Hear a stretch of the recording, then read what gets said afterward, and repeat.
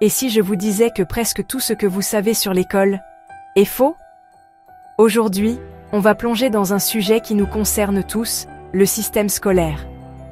On a tous des souvenirs d'école, bons ou mauvais, mais s'est-on déjà demandé pourquoi l'école est comme elle est?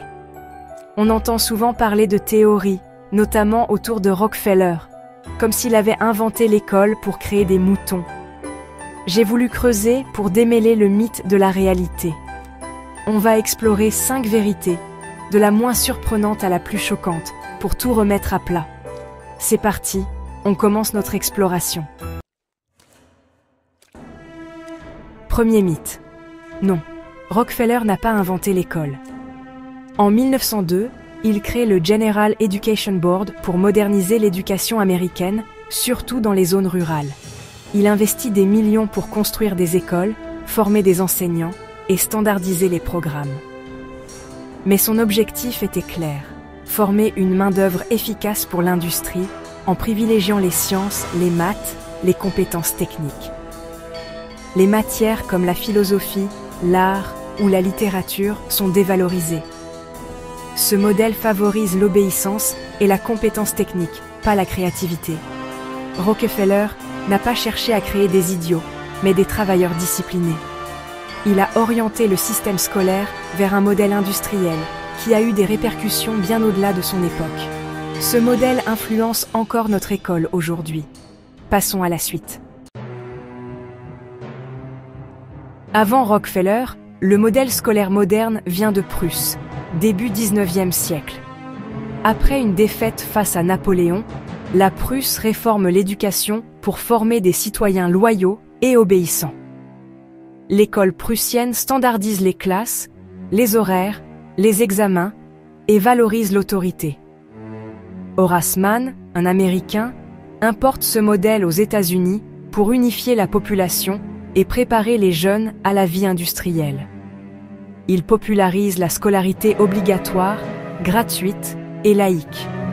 Mais il importe aussi la philosophie du contrôle social et de la standardisation.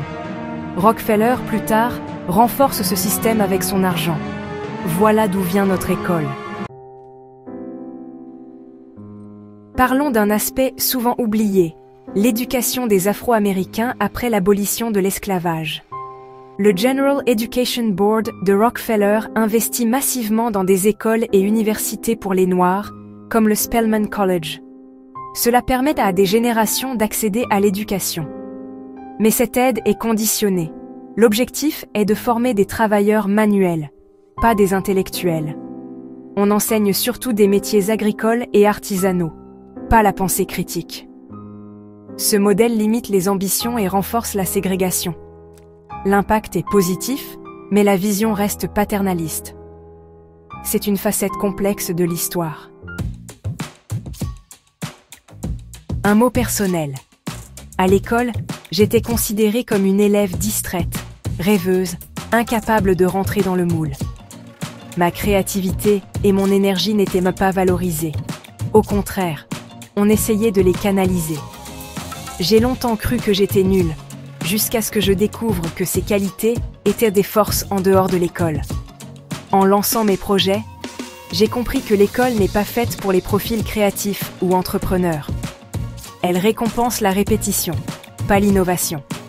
Ce système, hérité de la Prusse et optimisé par Rockefeller, forme des exécutants, pas des créateurs. Mon échec scolaire était juste une incompatibilité avec ce modèle. Et je sais que je ne suis pas la seule. Après ce constat, imaginons une école qui libère au lieu de contrôler. De plus en plus de pédagogies alternatives existent.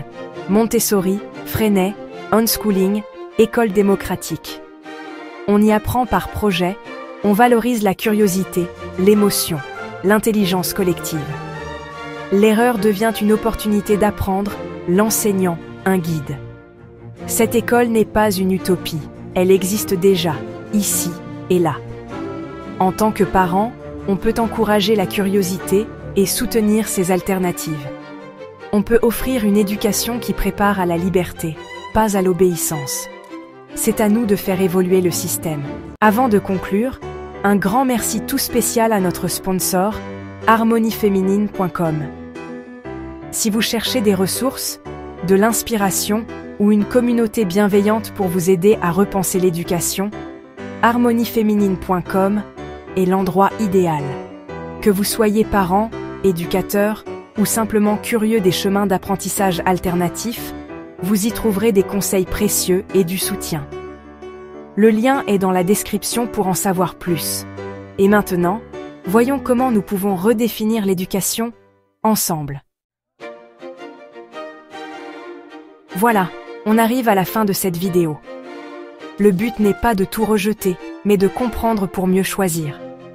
Vous avez le pouvoir de redéfinir l'apprentissage pour vos enfants.